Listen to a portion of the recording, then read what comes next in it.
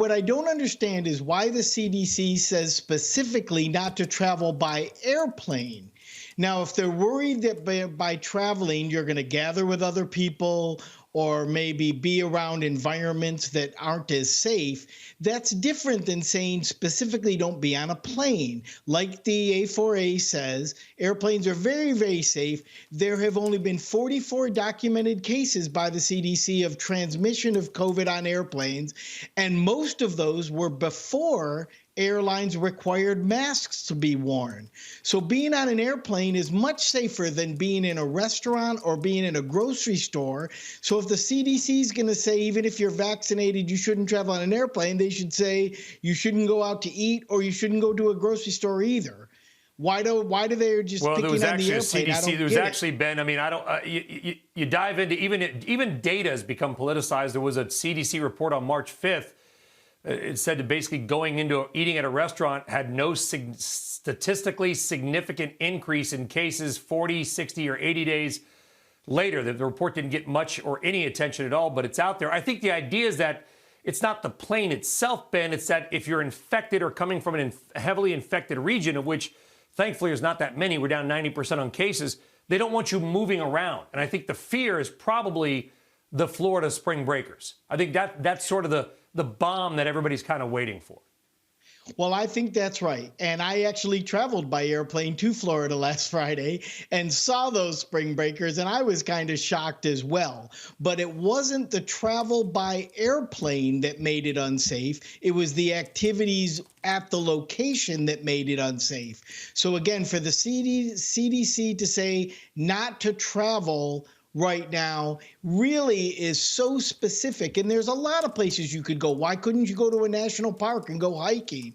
Why couldn't you go to a theme park and where everybody's separated and the rides are all separated? There's a lot of places you could go very, very safely. So to ban or to say it's not recommended for all travel is really a wide swath that is going to impinge on the economy. And there are people that will say, don't. I know people, and they're good friends of mine. They might be watching right now, and I love them if they are. They have not been out to eat in a year. That is their prerogative. I respect their decision very much. They don't feel safe. I totally get that. But like you, having been to an airport frequently in the last couple of months, there are a lot of people who are choosing to fly. It is not illegal. They are hopefully doing it very safely. 1.1 million people going through TSA checkpoints pretty much every day now. It's about half the normal volume. But the point is, there are a lot of people that, especially I've seen a lot of seniors, Ben, and I've said it on this show. I talked to them. I said, where are you going? He said, I'm vaccinated. I'm going to see my kids.